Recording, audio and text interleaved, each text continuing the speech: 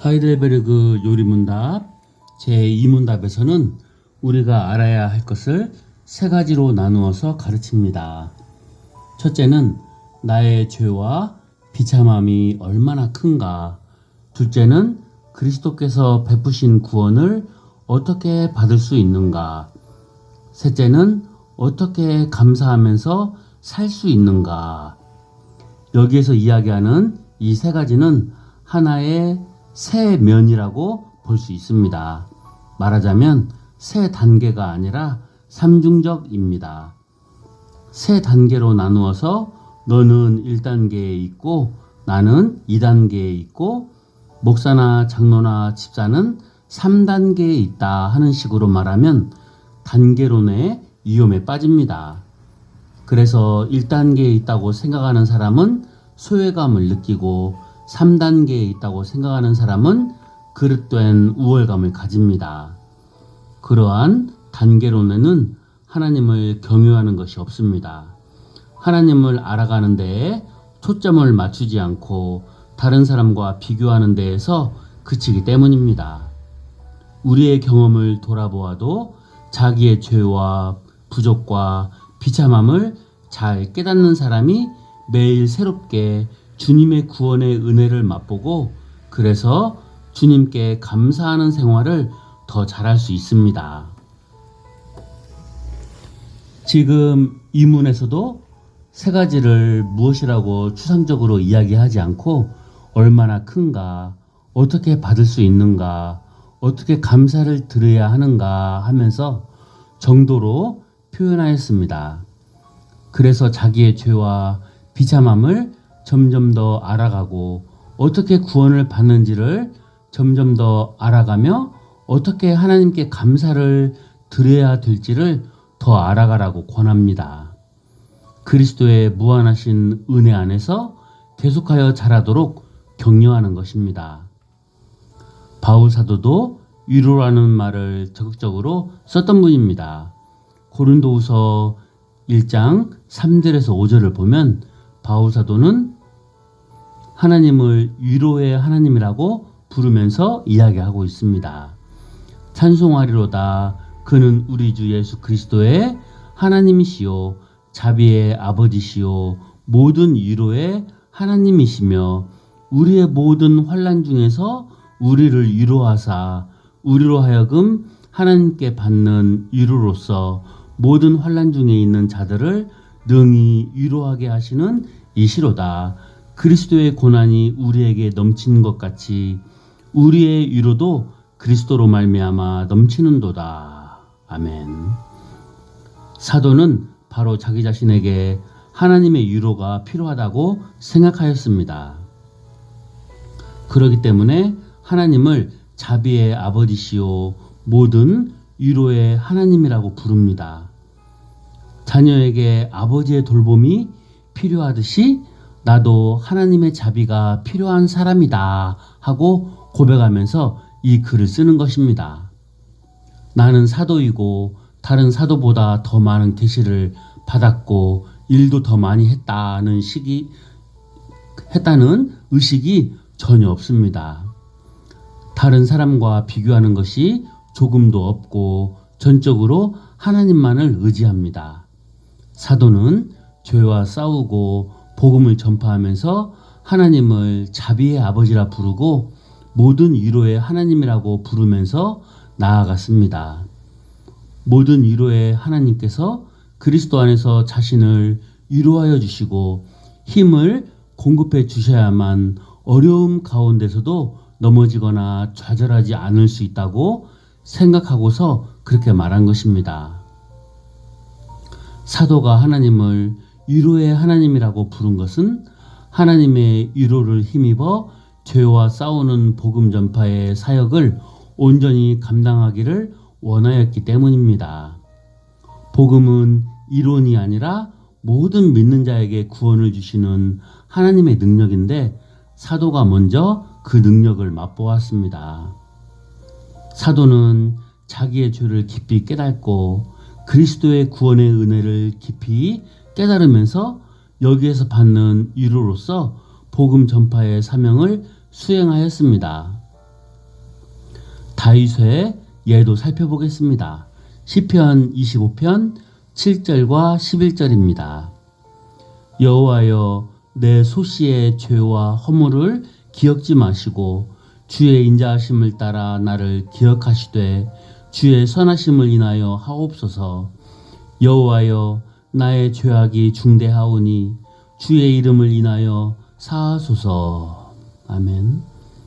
내 소시의 죄를 기억지 마시고에서 소시라는 말은 어렸을 때라는 뜻입니다. 시편 25편은 다윗의 시입니다. 우리는 다윗이 쓴 유명한 회개의 시를 알고 있습니다. 다윗이 밧세바와 범죄하고 또 우리아를 죽게 하고 난 다음에 나단 선지자의 책망을 듣고 쓴 시가 시편 51편입니다. 시편 51편은 다윗의 위대한 시이고 참으로 회개하는 사람의 심정을 잘 표현한 것인데, 여기 시편 25편에서 나오는 소시의 죄라는 것은 그때의 이야기가 아닙니다. 다윗이 밧세바와 죄를 범한 그 일은 왕이 된 다음의 이야기입니다. 물론 시편 25편도 왕이 된 뒤에 썼을 것입니다. 맨 마지막에 하나님이여 이스라엘을 그 모든 환난에서 구속하소서 한 것을 보면 이 시편도 왕이 된 다음에 쓴 것입니다. 왕으로 있을 때에 소시의 죄를 기억하지 마옵소서 하고 이 시를 썼습니다. 여기에서 말하는 소시의 죄는 무엇이겠습니까? 어렸을 때 다윗은 무슨 일을 하고 있었습니까? 어렸을 때 다윗은 목동이었고 하나님과 동행하면서 양을 쳤습니다. 그때 어떤 죄를 범하였는지는 여기에 기록하지 않았으니까 더 이상은 알 수 없습니다. 혹시 다윗이 막내였는데 형들은 똑똑하고 잘생겼고 그러면서도 동생을 누르는 그러한 사람들이었기 때문에 형제간에 무슨 일이 있었는지도 모르겠습니다. 여러 가지로 추정해 보지만 다윗이 밝히지 않았으니까 우리는 모릅니다. 여하튼 다윗은 왕으로서 나라를 다스릴 때 어려운 문제를 가지고 주님께 나아가서 기도하고는 했습니다. 그때 다윗은 어렸을 때 지은 죄를 생각하였습니다. 그는 소시의 죄를 하나님 앞에 회개하고 그것을 용서해 주시기를 주님께 구하면서 나간 것입니다. 다윗의 생애를 보면 그는 하나님께 더 가까이 나아가고 가까이 나아가면서 작은 죄라도 더 깊이 깨닫고 하나님께 더 회개하는 그러한 왕이었습니다. 죄를 회개하는 다윗에게는 유일한 위로가 넘쳤을 것입니다. 죄를 그만큼 더 깊이 아니까 하나님의 구원의 은혜를 더 깊이 깨달았던 것이고, 왕으로서 이스라엘 나라를 좀 더 하나님의 나라답게 다스려 나갈 수 있었습니다. 시편을 보면 다윗이 어려움 가운데에서 호소하는 시편들이 많습니다. 그 어려움을 다윗이 어떻게 이기고 나갈 수 있었습니까? 그것은 주께서 이렇게 베풀어 주시는 은혜 때문입니다. 왕노릇 한다는 것은 쉬운 일이 아닙니다. 왕의 주변에는 늘 머리가 좋은 사람들이나 돈이 많은 사람들이나 권력을 추구하는 사람들이 몰려듭니다. 그러다가 왕이 허점을 보이면 왕을 자기들이 원하는 쪽으로 끌고 가려고 합니다. 그러한 데에서 한쪽으로 끌려가지 않고 나라를 반드시 이끌어 나가려면 굉장한 힘이 필요할 것입니다. 다윗은 그 힘을 어디에서 얻었겠습니까? 하나님의 말씀에서 얻었습니다. 하나님의 말씀에 비추어서 자기의 죄를 더 깨닫고 죄를 용서해 주시는 하나님의 은혜를 맛보는 데서 다윗은 나라를 다스릴 힘을 얻었던 것입니다. 시편 23편도 다윗의 시입니다. 거기에도 위로라는 말이 나옵니다. 주의 지팡이와 막대기가 나를 안위하시나이다. 안위는 위로와 같은 말입니다.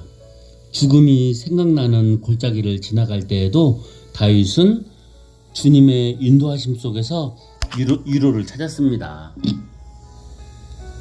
이러한 예들을 보면 유일한 위로는 예수님을 처음 믿을 때 받고 그 다음에는 졸업하는 것이 아닙니다. 사죄에 대해서도 예수님을 처음 믿을 때 깨닫고 졸업해 버리지 않습니다. 우리는 평생에 걸쳐서 회개해야 합니다. 신자는 평생에 걸쳐서 주님께서 주시는 위로를 받고 그 가운데서 살아갑니다. 이것이 구약의 다윗에게서도 신약의 바울에게서도 우리가 볼 수 있는 중요한 내용입니다. 주님께서 그의 백성에게 주시는 위로는 몸이 건조하게 추상적인 교리 몇 개만 주시면서 외우라고 하시는 것이 그런 것이 아닙니다. 하나님께서는 우리 마음에 정다히 말씀하시고 위로의 말을 가르쳐 주십니다. 하나님의 사랑이 지닌 그 높이와 깊이와 넓이와 길이를 잘 알아가도록 가르치십니다. 하나님의 사랑이 얼마나 크고 넘치는가를 알려주십니다. 무한하신 하나님을 보여주시면서 우리도 무한히 자라 나아가도록 하십니다. 무한히 알아가는 것은 영원히 계속될 것입니다. 우리는 새하늘과 새 땅에서 주님을 계신 그대로 배웠고 주님처럼 될 것입니다. 그러나 새하늘과 새 땅에서도 이제 주님을 계신 그대로 보았으니까 주님을 알았다, 주님을 다 알았으니까 더 알 것이 없다 하지는 않을 것입니다. 그렇다면 새하늘과 새 땅은 참으로 재미가 없는 곳이 될 것입니다. 그러나 거기에서도 우리는 주님을 영원 무궁히 알아갑니다.